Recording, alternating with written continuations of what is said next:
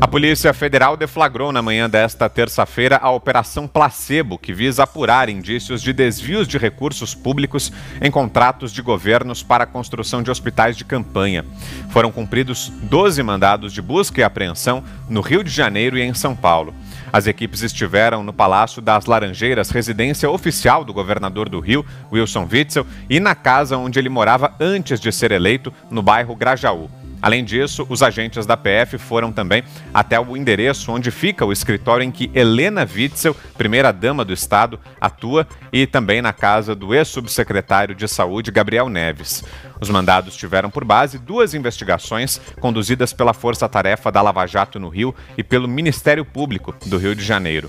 Ambas relacionam o nome de Witzel a empresários e gestores envolvidos com desvios nos recursos destinados ao combate à pandemia do coronavírus. Em nota, Wilson Witzel criticou a ação, negou irregularidades e disse ainda que a interferência anunciada pelo presidente da República está devidamente oficializada. Na saída do Palácio da Alvorada, ao ser questionado sobre a operação, Bolsonaro parabenizou a ação da Polícia Federal. Mais tarde, questionado, Witzel falou sobre a operação. Vamos assistir. O senador Flávio Bolsonaro já devia estar preso. Esse sim. A Polícia Federal deveria fazer o seu trabalho com a mesma celeridade que passou a fazer aqui no estado do Rio de Janeiro. Continuarei lutando contra esse fascismo que está se instalando no nosso país. Contra essa nova ditadura de perseguição. Até o último dos meus dias, não permitirei que, infelizmente, esse presidente que eu ajudei a eleger se torne mais um ditador na América Latina. Bom, aí a fala então do governador do Rio de Janeiro, Wilson Witzel, horas depois da deflagração dessa operação.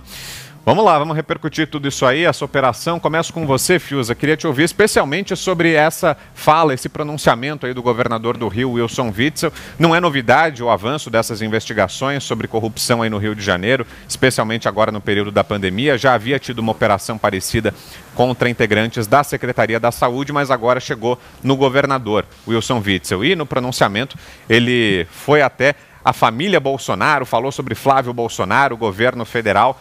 Foi por outros caminhos aí para se defender das acusações. Fiuza. Pois é, Vitor, o Witzel está cercado, né? Ele está cercado, está em maus lençóis, ele se colocou em maus lençóis, né? Você já tem, quer dizer, ele está tentando trazer para a retórica, né, para o discurso, para a politização, mas você tem o Tribunal de Contas atestando diversos casos de superfaturamento. E são superfaturamentos, né? São milhões de reais, coisas com o dobro do preço, triplo do preço. Você tem a equipe de saúde, entre muitas aspas, do governador, implicada em investigações, gente que já foi presa, inclusive. Então ele está em maus lençóis, quer dizer, a gente está em pleno covidão, né, Vitor? A gente está, de fato, numa frente que tragicamente terá que se expandir, de investigação desses ratos, né? Assim, porque no meio de uma pandemia, né, com gestores dizendo que estão salvando vidas e dessa maneira usam como pretexto para roubar, que tudo indica que é o que está acontecendo, essas pessoas terão que ser presas, inclusive para devolver o dinheiro, porque o país está empobrecendo, né, com o lockdown, e é preciso, então, reaver esse dinheiro. As acusações que o Witzel faz ao Bolsonaro, primeiro ele diz que ajudou a eleger o Bolsonaro, né? Foi meio totalmente o contrário, né? Quer dizer, ele se elegeu na onda do Bolsonaro. O Witzel, desde o início, deu mostras assim de um político espetaculoso, né? Quando ele comemorou como se fosse um gol na ponte Rio-Niterói, uma operação que foi até bem sucedida da polícia prendendo um assaltante, um sequestrador de um ônibus, mas ali ele já demonstrava avidez, né, em relação ao propósito dele, que é chegar à presidência da República, e aí nesse momento, de fato, ele está tentando tirar o foco que nesse momento só pode ser nele e nos escândalos de corrupção que estão sendo finalmente investigados no Rio de Janeiro e tem que ser no Brasil todo. Concorda, Augusto, com a avaliação do Fiuza, uma tentativa de tirar o foco? Concordo plenamente. Antes de mais nada, boa noite a você que nos acompanha. Concordo inteiramente e acrescento aos gestos ridículos que o Guilherme Fiuza alinhavou, ele fez se ajoelhar diante do Gabigol, né? E o Gabigol, mostrando que sabe o que faz ali na pequena área, já tratou de se retirar e deixar o Vítor ajoelhado diante do nada. Depois da vitória do Flamengo, se não me engano, foi quando ganhou a Libertadores contra o River, né? Libertadores, que ele fez isso, né? Ele estava lá e fez isso aí. Olha aqui, um dos problemas aí da imagem na televisão é que o rosto fala. Se você olha para o Witzel, você vê, é um sujeito parecido com um rato, embora ele seja mais gordo, encorpado, ele lembra um rato, né? Nesses momentos em que mente descaradamente. Como lembrou o Guilherme, ele ajudou a eleger o Bolsonaro, não, é exatamente o contrário. Ele se agarrou ao candidato a senador Flávio Bolsonaro e foi eleito por isso.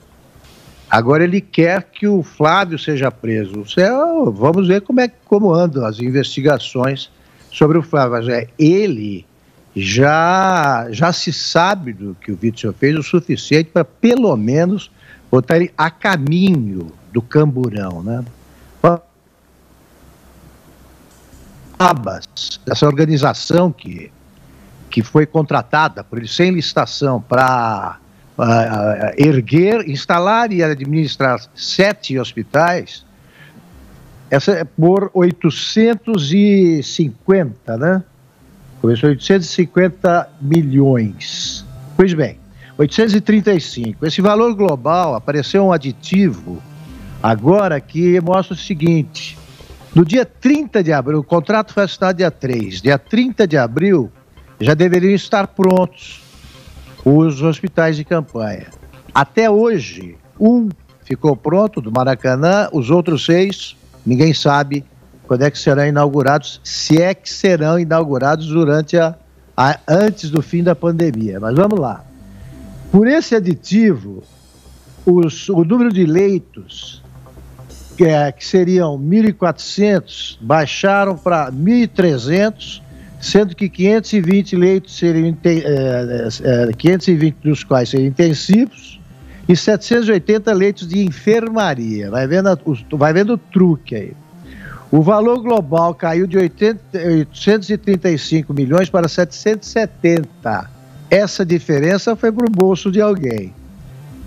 Desse total, 256 milhões já foram entregues ao Iabas. Não existem hospitais, eles já estão ganhando, os comparsas. Todo dia 1º, o Iabas recebe uma parcela no valor de 128 milhões e 500 mil para administrar hospitais que não existem, porque a empresa contratada não instalou. E já no dia 1º de maio recebeu uma parcela de 128 milhões e 500 mil. Quer dizer, o Wilson Witzel, que já está enrolado também em investigações sobre o que ele andou fazendo no setor de transporte do Rio, que é outra vaca leiteira, né, incansável, o Wilson Witzel vai precisar arrumar álibis, menos mambembes, para escapar da polícia. Ele vai se juntar ao grupo de governadores aí de que fazem parte Casal Garotinho, Sérgio Cabral e Pezão. O Rio realmente não merece esses governadores que tem. Teve o Moreira Franco também, né, Augusto, que passou rapidamente aí pelo sistema carcerário, mas teve um cartão de visita. Algum governador vivo que não se envolveu em nenhum caso? Guilherme talvez saiba, Zé Maria vai saber. Eu não me lembro mais. Boa pergunta, também não me lembro, talvez não haja. Eu não me lembro. Zé Maria. Benedita da Silva. Benedita, eu perguntei a ela, deputada, a senhora foi a única que passou pelo governo do Rio de Janeiro. Ela falou assim, mas foi muito rápido, né? Se justificou de estar fora dessa lista, né? Não deu tempo, né? Ela passou pelo governo do Rio, substituindo, não deu tempo. O Antony Garotinho, ela era vice e assumiu o governo do Rio. Olha, Vitor, o governador Witzel aprendeu rápido e aprendeu tudo o que não deveria fazer. Isso é impressionante. Ele ajudou a eleger o Bolsonaro? Sim, todo mundo que votou no Bolsonaro ajudou a eleger o Bolsonaro.